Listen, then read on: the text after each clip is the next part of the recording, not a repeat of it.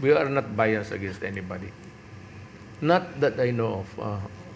Having been president, I can say with certainty that we never had any bias or prejudice against our fellow men in this planet. So,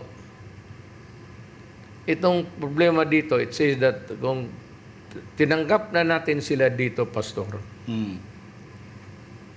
maybe in due time, in our consideration, or maybe changes in the political or social dito sa worldwide,